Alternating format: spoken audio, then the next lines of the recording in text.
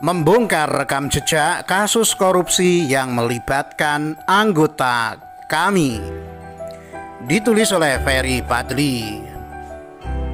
Setiap orang bisa saja mengklaim dirinya bersih, mampu menyelamatkan Indonesia, mampu memperbaiki ekonomi negara yang terpuruk akibat wabah COVID-19, dan sejumlah klaim lainnya. Akan tetapi, apakah faktanya demikian? Belum tentu. Contohnya saja saat ini muncul kelompok yang menamakan diri Koalisi Aksi Menyelamatkan Indonesia atau yang bisa disebut KAMI. Dari namanya sih keren, menyelamatkan Indonesia. Sudah kayak pahlawan gitu. Kalau di Amerika ada yang namanya Kapten Amerika, maka di Indonesia ada KAMI ini. Hanya saja lawannya yang berbeda. Kalau Kapten Amerika berhadapan dengan organisasi kejahatan, sedangkan kami ini berhadapan dengan Presiden Jokowi yang pada Pilpres 2019 lalu mengalahkan capres yang mereka dukung. Jadi, kalau ada yang ngomong kami ini adalah barisan sakit hati, sangat wajar sih. Alias tidak salah juga karena mereka sampai sekarang memang belum bisa move on kok atas kekalahan Prabowo di Pilpres 2019 lalu. Kembali ke pertanyaan awal, apakah kami ini serius mau menyelamatkan bangsa? Atau jangan-jangan hanya dagelan politik mereka saja? Sekarang untuk lebih jelasnya kita perhatikan saja bagaimana rekam jejak anggotanya satu persatu. Apa saja yang telah mereka perbuat untuk bangsa dan negara ini? Dan apa konstruktif atau justru destruktif? Pertama, kita mulai dari inisiatornya dulu, Din Samsudin. Berdasarkan berita dari laman gpnn.com berikut ini, ada nama Din dalam dakwaan korupsi ex mantan Menkes Siti Fadila Supari. Menteri yang diusung oleh Muhammadiyah itu sebelumnya terseret kasus korupsi pengadaan alkes di Kemenkes. Ia disebut telah merugikan negara sebesar 6,14 miliar rupiah dan didakwa menerima suap sebesar 1,87 miliar rupiah berupa cek pelawat dari Dirut PT Graha Ismaya, Mas Rizal Ahmad Syarif. Sedangkan PT Graha ini merupakan supplier pengadaan alkes di Kemenkes yang disetujui oleh Siti. Nah, lantas apa keterlibatan Din di kasus korupsi yang melibatkan ex-menteri SBY ini? Siti disebut menyerahkan uang sebesar 100 juta rupiah untuk pengajian di rumah Din, yang mana uang tersebut merupakan uang suap yang diterima Siti dari PT Dirut PT Graha. Jadi pengajian dibiayai oleh uang hasil korupsi. Kura-kura bakal barokah nggak ya? Selanjutnya, tokoh kami yang disebut-sebut berada di pusaran korupsi adalah MS Kaban.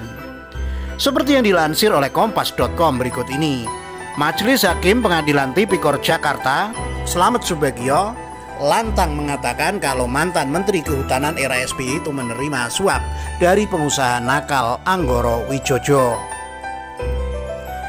Slamet mengungkapkan Anggoro memberikan uang kepada Kaban secara bertahap yang jika di total nilainya mencapai 40.000 dolar Singapura, 45.000 dolar AS dan cek perjalanan senilai 50 juta rupiah, yang mana uang haram itu dikirimkan Anggoro ke rumah dinas Kaban di Jalan Denpasar, Jakarta.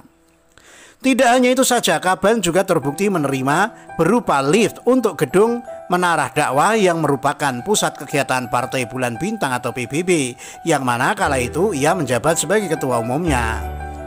Tapi yang anehnya di sini, sudah jelas-jelas Kaban itu terbukti korupsi. Yang itu diungkapkan oleh Hakim Pengadilan Tipikor DKI Jakarta, kok nggak berani ya? Baik KPK, polisi maupun pihak kejaksaan menangkapnya. Ada apa gerangan? Mudah-mudahan kasus si Kaban ini dalam waktu dekat bisa dilanjutkan lagi seperti halnya kasus Joko Chandra. Selanjutnya, anggota kami lain yang bermasalah adalah Said Didu. Seperti yang tertera di berita berikut ini, Didu disebut-sebut menerima gratifikasi dari berbagai perusahaan saat menjadi PNS di Kementerian BUMN dulu. Berikut rinciannya, dari PT Jakarta Liot sebesar 15 juta rupiah, dari PT Semen Batu Raja 30 juta rupiah, dan dari PT Pertamina Lubricant sebesar 25 juta rupiah. Tidak hanya itu saja, Didu juga diduga menerima fee dari PT Industri Telekomunikasi Indonesia sebesar 60 juta rupiah, dari PT Semen Tonasa 7,5 juta rupiah, dari Perhutani sebesar 30 juta rupiah, dan dari PT Pupuk Kaltim 6,6 juta rupiah. Meskipun masing-masing perusahaan itu hanya memberi dengan total puluhan juta rupiah, tapi kalau digabungkan mencapai ratusan juta juga. Wajar bila kemudian Didu mengundurkan diri dari PNS karena tabungannya sudah banyak. Hal inilah yang kemudian membuat Direktur Center for Budget Analysis atau CBA, Ucok Ski Kadafi, meminta KPK untuk segera menyelidiki kasus gratifikasi yang diduga melibatkan si Didu ini. Kemudian ada Bahtiar Hamzah, tokoh kami yang tersandung kasus korupsi lainnya. Semua sudah tahu kalau si Bahtiar ini merupakan mantan Mensos. Nah, saat jadi Mensos itulah ia manfaatkan betul jabatannya itu untuk menumpuk uang sebesar-besarnya. Pertama, ia terlibat dalam kasus korupsi pengadaan mesin jahit di Kemensos, yang mana sejatinya mesin jahit itu diperuntukkan bagi warga miskin agar mereka bisa berusaha. Tapi ternyata malah diberikan kepada pemilik usaha konveksi di Jatim dan Sumut. Kedua, si Bahtiar ini juga terlibat dalam kasus korupsi impor sapi, yang mana dari 2 kali korupsi ini ia telah mengakibat kerugian negara sebesar 33,8 miliar rupiah. Hakim pun mengvonisnya 1 tahun 8 bulan kala itu. Jadi melihat rekam jejak para manuladi kami itu, serius nih orang mau menyelamatkan Indonesia, atau jangan-jangan mau cari lapak baru lagi?